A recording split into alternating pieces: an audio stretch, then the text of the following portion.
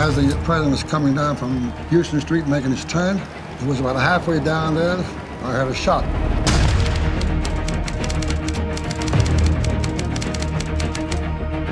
Then I heard another shot or two. I couldn't say whether it was one or two.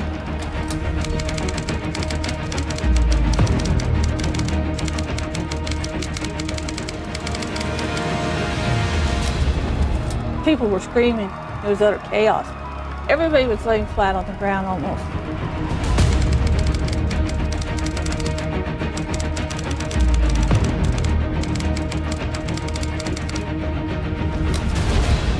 It appears as though something has happened in the motorcade route. Something, I repeat, has happened in the motorcade route. 3 shots were heard to ring out. And would you tell us your story, please, sir? I'm telling you right straight out that if you are at all sensitive, if you're at all queasy, then don't watch this film.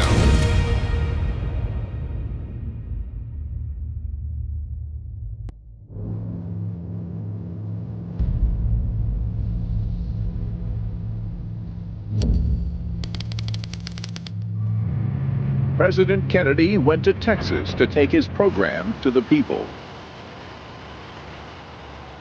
He had carried the state by only a narrow margin in the 1960 election.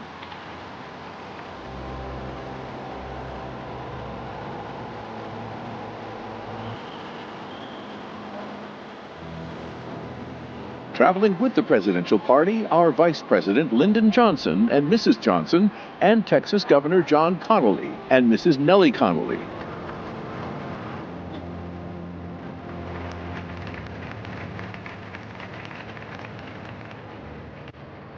We thought John Kennedy was a handsome, heroic figure. We all thought we loved the Kennedys. She was the royalty that our country had never had. She was very glamorous, very attractive, beautifully dressed.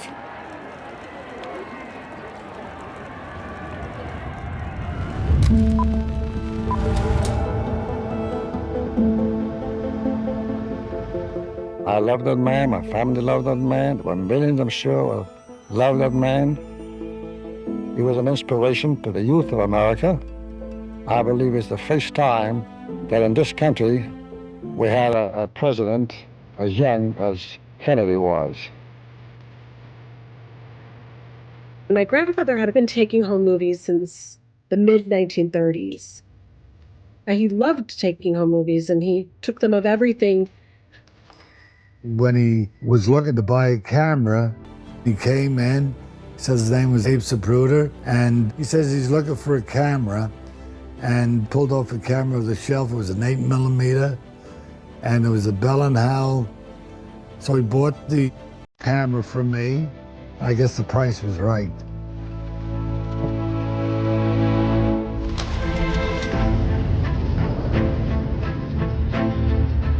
Thursday evening, Houston. President Kennedy speaks to the League of United Latin American Citizens. Then, to ensure that his words will be understood by all, he calls on Mrs. Kennedy to address the League in Spanish.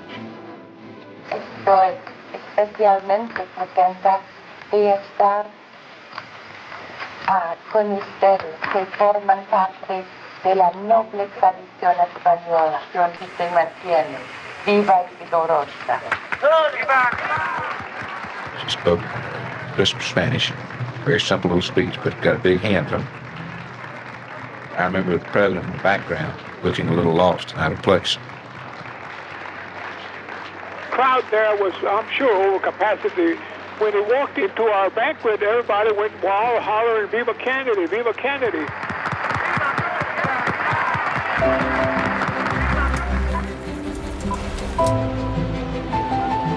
My grandfather was very determined to be an American. He was born in 1905 in Imperial Russia. They followed the pattern of many East European Jews of that time. You know, he came here at 15 years old. He had no education. He had never studied in school. He learned English right away in night school. And then he did very much what Juice did then. He went to work on 7th Avenue in the garment industry. My grandmother fell in love with my grandfather immediately. He fell in love with her too, and you can see it in the pictures of them together. And then they had an opportunity to go to Dallas. He got Jennifer Jr.'s Off the Ground undress company. I think it was a pretty good working environment. Everybody called him Mr. Z. My grandfather and grandmother were big fans of John F. Kennedy. Our family really believed that President Kennedy could make the world a better place.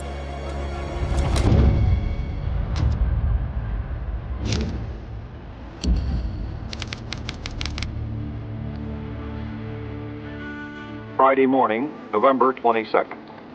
It's 8:45 and the weather is misty.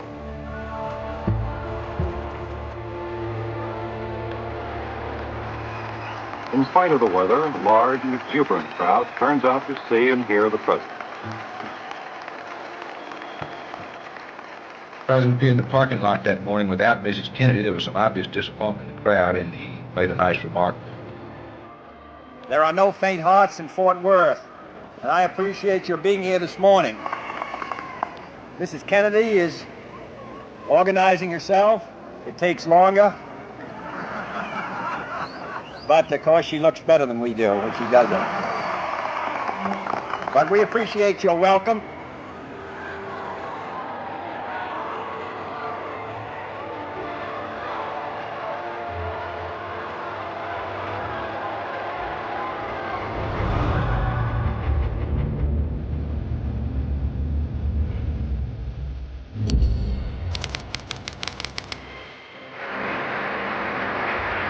Here comes the president.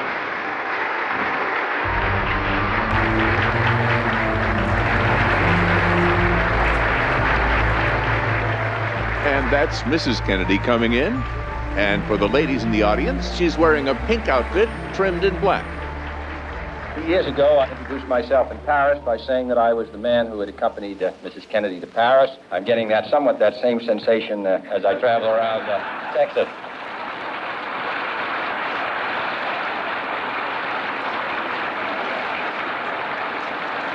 Nobody wonders what Lyndon and I wear.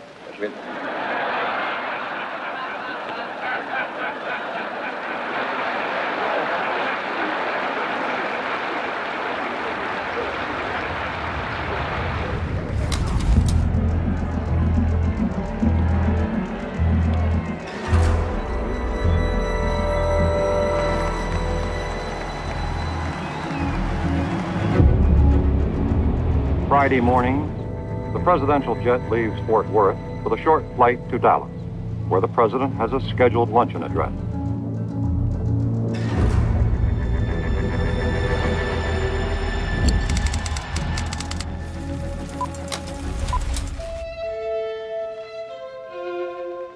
I didn't have a camera with me at all that morning. I never believed I'd be able to see the president. So it was very surprising that he didn't bring his camera. He said, I'm too short, I won't be able to see anything. He was sort of reserved. He didn't have a lot of confidence, partly because he didn't have a lot of education. And so he wasn't always very comfortable taking a risk or putting himself out there. Even though he was very bright and very clever, very funny, very smart, he was hesitant in a way. And so I think he just sort of decided not to gamble on it somehow. And it was Lillian Rogers, his assistant, who said, "You're the one who's been taking home movies for 30 years. You have to go home and get your camera."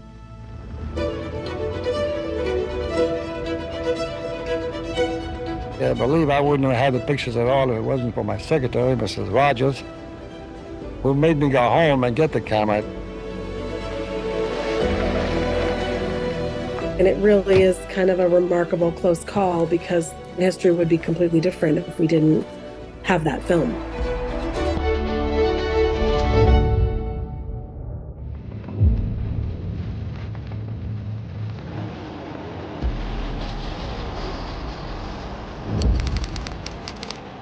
Friday morning, The president's jet lands at the Dallas airport, Love Field. Several thousand enthusiastic Texans are on hand to give the president and Mrs. Kennedy a warm welcome. I can remember the sky being so blue, and then these beautiful people get off the plane. People like I'd never seen anybody in a tailored suit or any woman that had a high fashion or makeup. I remember the makeup. It was so pristine. Mrs. Kennedy is making one of her first public appearances in several months. It's unusual that Mrs. Kennedy was along at all, because she didn't ordinarily make this kind of trip with you.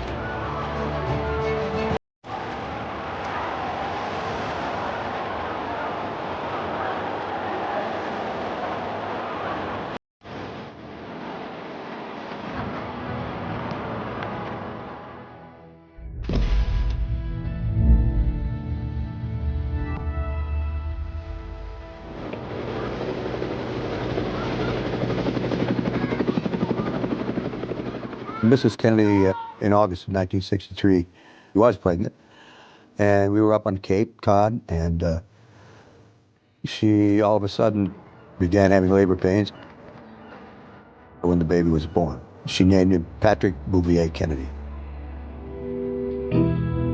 And then it was discovered that he had a medical problem.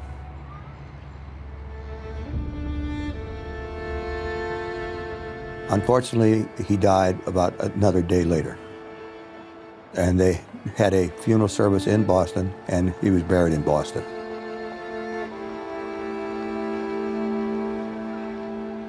We felt we had lost a member of our family.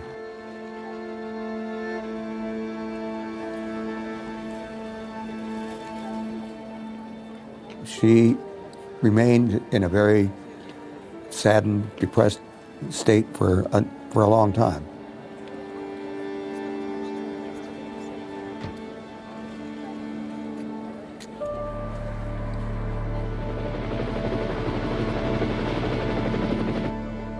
Gradually, she decided that she would accompany her husband on his trip into Texas to help him with his re-election bid for 1964.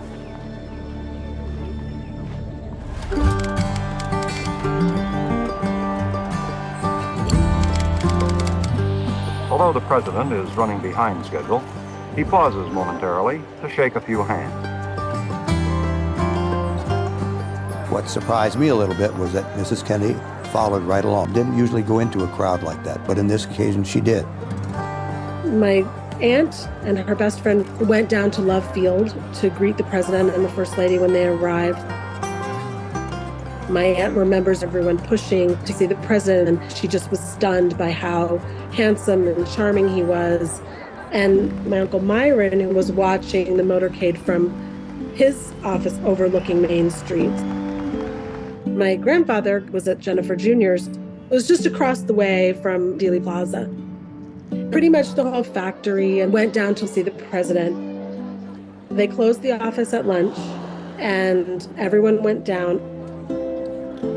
The whole family was wrapped up in this exciting moment. Friday, 10 minutes before noon. The motorcade begins the 11-mile ride to the Dallas Trade Mart, where the president is to deliver a major address. Governor and Mrs. Connally ride in the presidential limousine.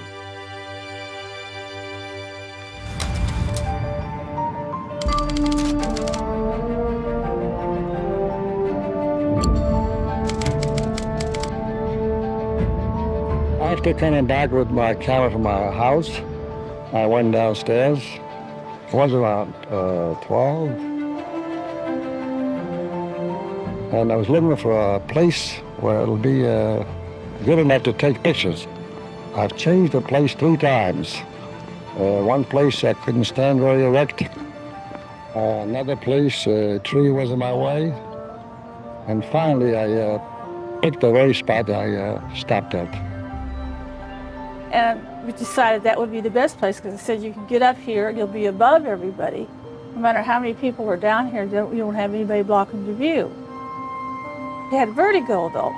If he got up there, he'd get dizzy. So he said, you'll have to stand behind me and hold on to me. I said, it's no problem at all. So we both got up there, and I stood behind him, and I held on to him. I told her to watch me while I take those pictures, because using a zoom lens, you kind of get dizzy, and it says I might have to have somebody to hold on to. So we were kind of joking.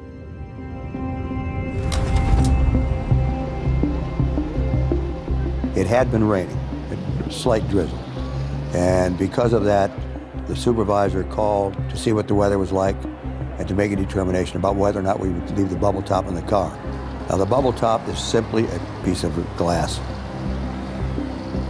It was decided that because the weather was clearing up, the bubble top would be off. Anytime we were in an open car, we were very concerned because we all knew the vulnerability whenever you were in an open car. The president always felt that if the people were good enough to come out and see him, he was good enough to sit there in the open car and let them see him. They routed us right through the heart of the town. Dallas has sort of canyon streets. They're quite narrow, and the building's fairly tall. I mean, 10-story building. Crowds spilled out over the sidewalk, so you really only had a lane of traffic down the middle. And we heard people saying, they're coming, they're coming. And the motorcade, it just seemed like a lot of motorcycles, a lot of cars passing by. And the motorcade slowed down. So I got this straight-on view of President and Mrs. Kennedy. And my impression at the moment was that they were just gorgeous people, big, like bigger, bigger, bigger than life. And they seemed very relaxed and happy.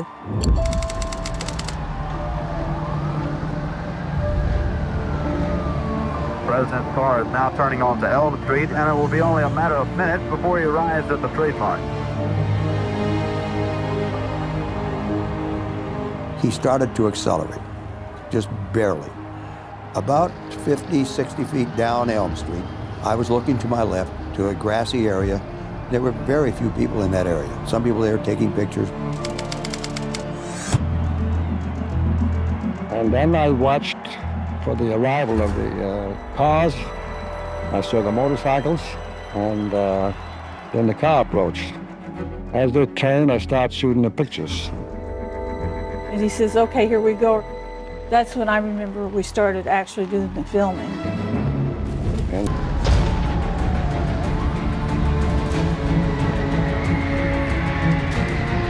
it appears as though something has happened in the motorcade route. Something, I repeat, has happened in the motorcade route. I just looked straight up ahead of me because that's the direction the sound came from. And I saw two black men leaning out of the window of the fifth floor, looking directly up above them. My eyes went on up to the next floor, and there was the rifle. I could see the rifle in the part of the stock and it being drawn in the window. When that bullet hit his head, the plume went up, and I went through that plume. It was all over me and all over my helmet and my glasses and everything. So I knew something was wrong. Something had happened. So I jumped from the car and ran toward the presidential vehicle. Mrs. Kennedy was coming out on the trunk. I helped her as best I could to get back into the back seat of the car. I turned to Gail and I said, that's it, hit the ground. And we turned and threw our kids down on the ground and covered them up. People were screaming, and I mean, it was utter chaos by that time. Everybody was laying flat on the ground almost. All the focus was on the car. The Secret Service man was running up to the car, and the motorcycle policemen are, flying up. Certainly the First Lady on the back of the car. That was pretty startling. Many of the people came running down the hill, and it was pretty frantic. A lot of the policemen then had their guns out.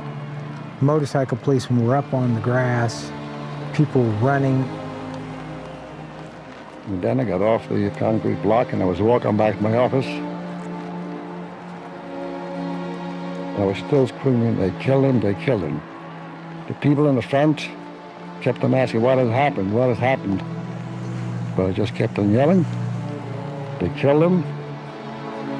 I got up on top of the back of the car as best I could to place myself in a position to cover both Mrs. Kennedy and the president.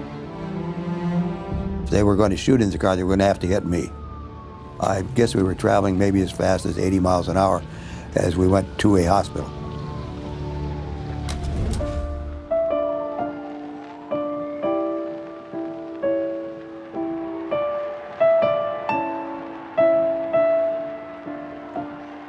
Mr. Zapruder apparently went directly back to the office. I ran down the slope. There were 3 men in suits running up, and that's who I met. And I said, "They killed him, they killed him." And my boss has it on film.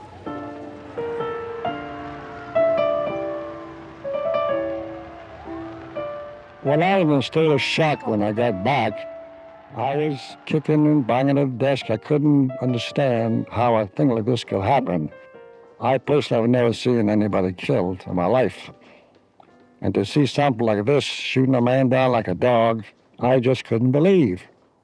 And my secretary kept on trying to pacify me. She asked me if I want a drink. I thought she was crazy. What are you talking about? Who wants a drink now?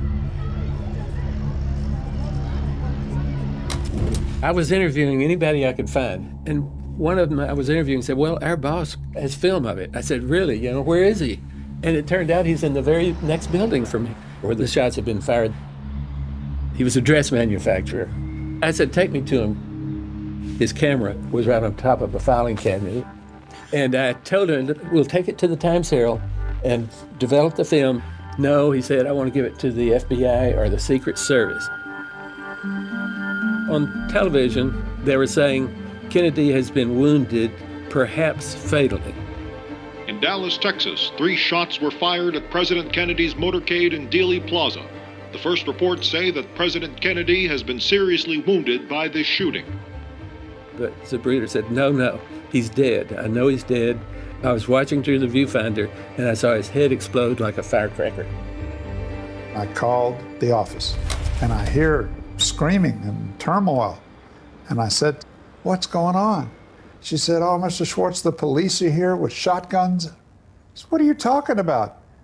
And she said, "Oh, Mr. Z has the films, and they want the films." And he picked up the phone, and he said, "Everyone, it was terrible. I saw his head come off." I say, "I'll be right there."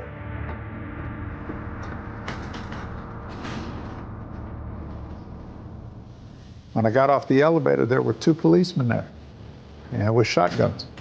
I said, "What's going on?" And they said, "We came to get the film." The Secret Service says, "Well, let's see if we can't get it developed. I bet Channel 8 can do it." And they put Zapruder on television. And I found a spot, one of these concrete blocks that I have down near that park near the underpass. And I got on top there. There was another girl from my office. She was right behind me. And as I was shooting, as the president was coming down from Houston Street making his turn, it was about halfway down there, I heard a shot. And he slumped to the side like this. Then I heard another shot or 2. I couldn't say whether it was 1 or 2. And I saw his head practically open up, all blood and everything. And I kept on shooting. That's about all. I'm just sick. I can't. I think that pretty well expresses the entire feelings of the whole world. Parkland Hospital, there has been a shooting. Parkland Hospital has been advised to stand by for severe... One of the nurses had just got a call from the police dispatcher, and the president had... No, please, no. I didn't even know my picture had been taken until the next day. All I remember is crying.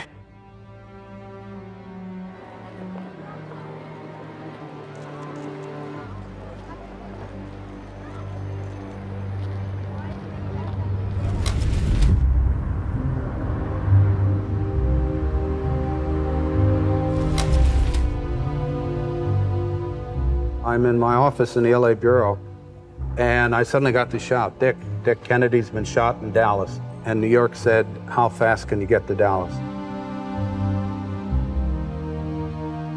I went into the Adolphus Hotel to set up an office, and I got a phone call from a colleague that a local businessman had photographed the assassination from beginning to end with an 8mm home movie camera, and she phonetically pronounced his name. She said, Zapruder.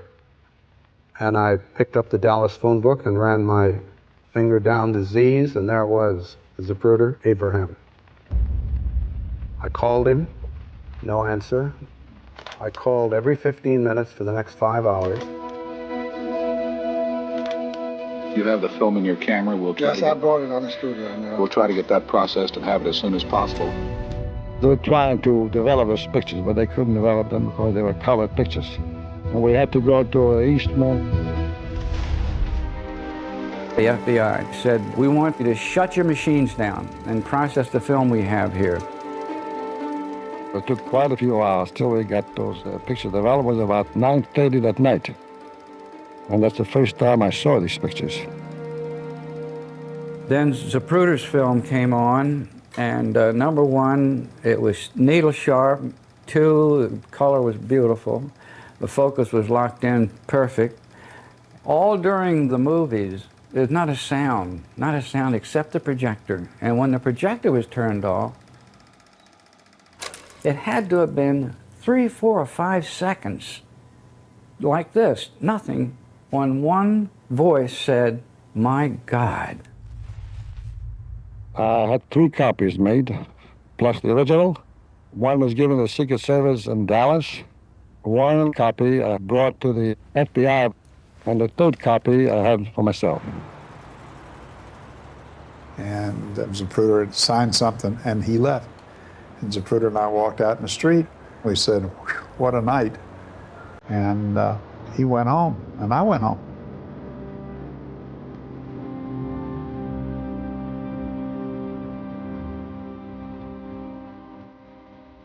At 11 o'clock, this weary voice answered. Mr. Zapruder had been contacted by other reporters, and he'd asked them to come to his office at 9, and I got there at 8. He said, I'm about to show the film to 2 Secret Service agents. So the 3 of us went into this tiny whitewashed room, and this old rickety 8mm projector. He turned to us and he said, are you ready? Turned it on, and there was the motorcade coming around the corner. Then the president, $5,000, $10,000, maybe even $15,000 for that. And I finally got to $50,000.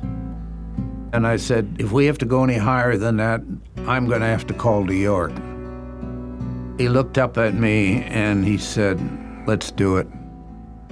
So I sat down at his typewriter, typed out a 9-line contract, and I walked out the back door with what turned out to be the most famous home movie in American history.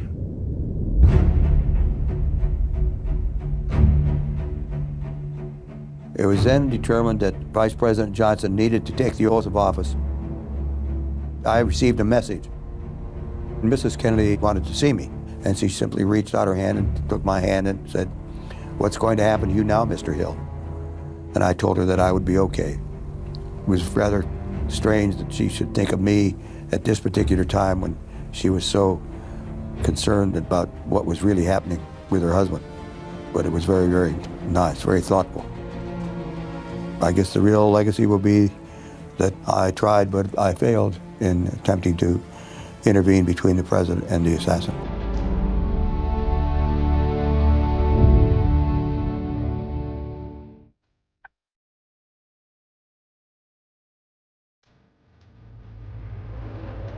Across the world, there's shock and grief at the assassination of President Kennedy. A national day of mourning is declared by President Johnson. President Kennedy's body lay in state in the rotunda of the U.S. Capitol building.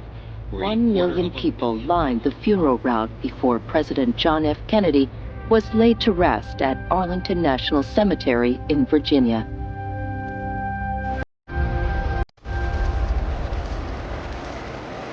That week's issue of Life was already on press when the president was shot. They made black and white copies because it was too late to do color at that point. Out of deference to the grieving Kennedy family, they did not publish the headshot, frame 313.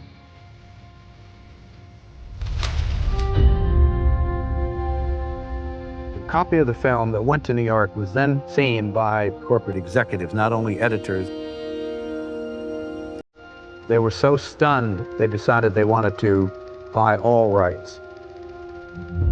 I called Abe Zapruder about getting the additional rights. It was a total of $150,000 for all rights.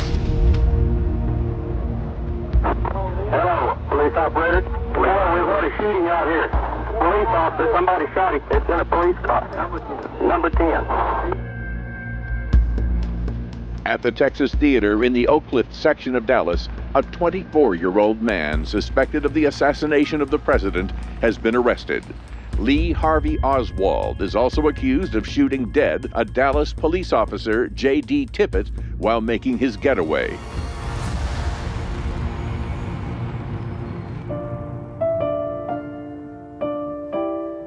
Mr. Zapruder wanted to avoid public criticism for selling this film. His lawyer finally said, I have a suggestion. You know, there's a fund being set up for Officer Tippit's family. I would suggest that you give that first $25,000 to the Tippit family. And Mr. Zapruder agreed instantly.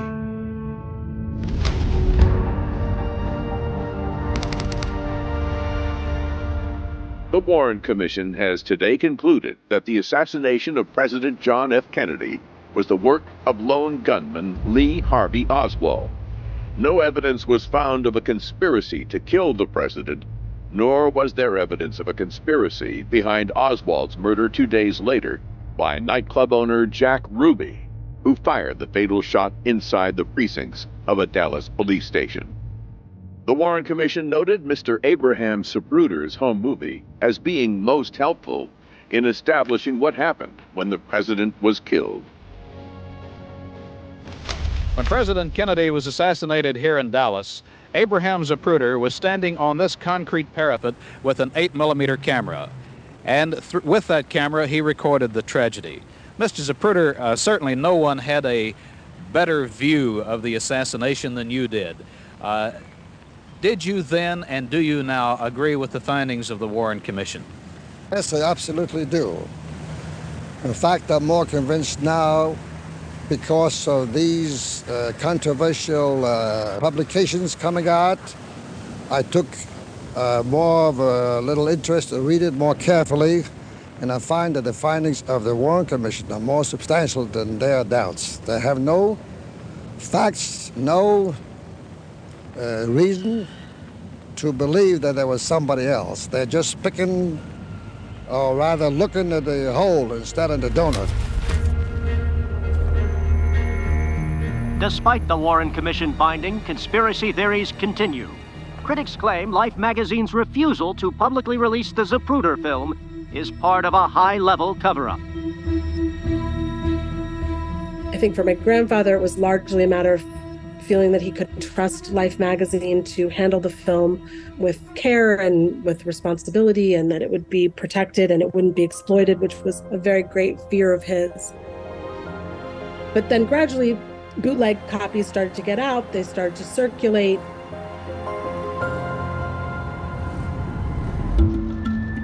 It was 12 years from 1963 until 1975 when the film was shown for the first time on national television.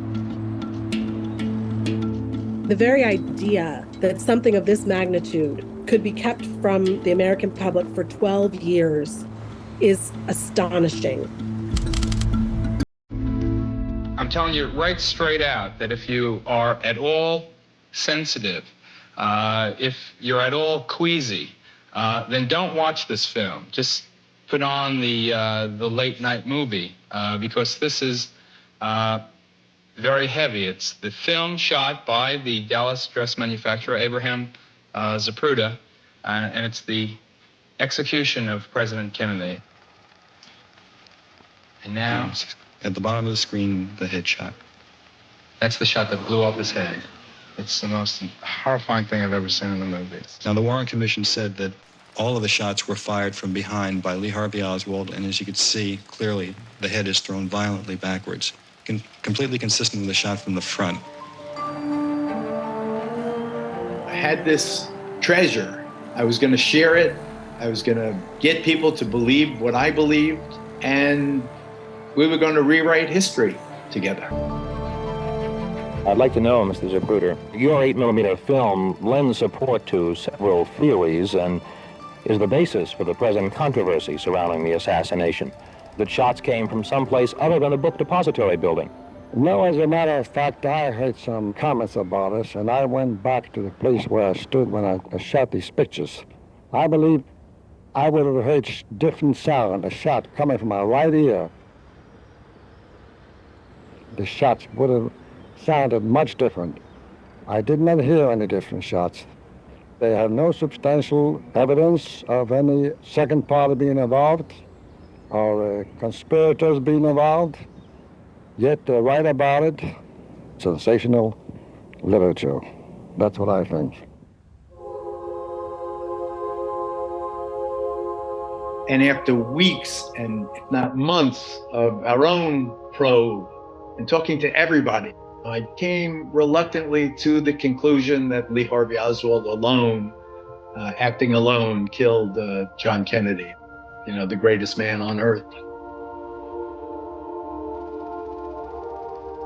Legally, we couldn't give the film to the National Archives.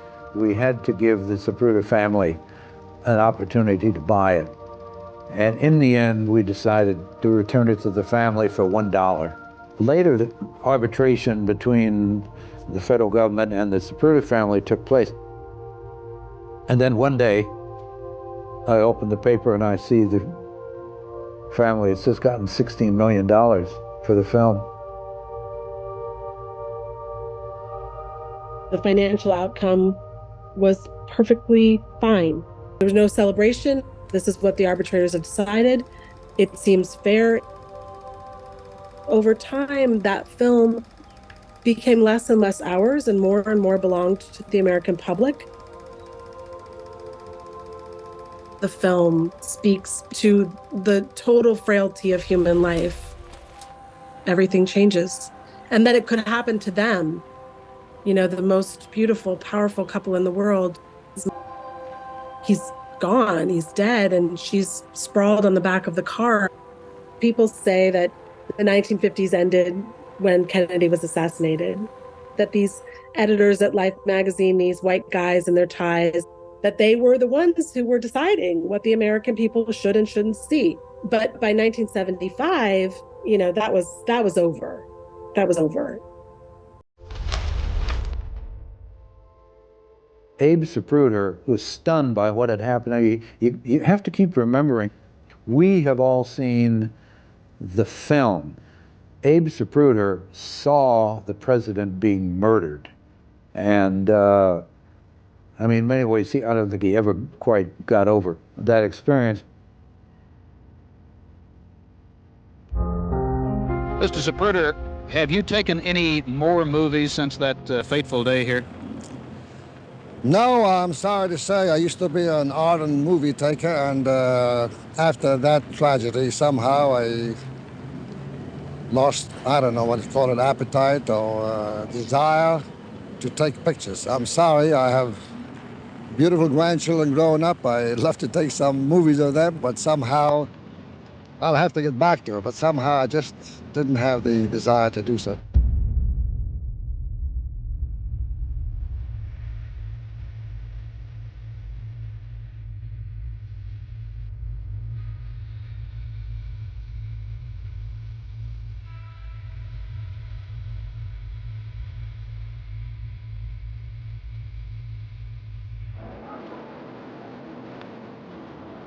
The loss was great. He was an inspiration to the youth.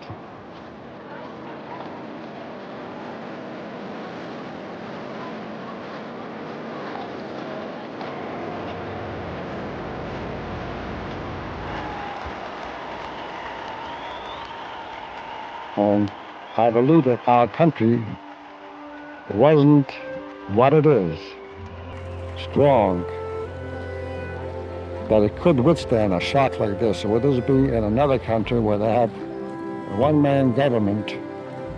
A terrible tragedy could be to the whole country if we weren't as strong as we are. That's like we're the lost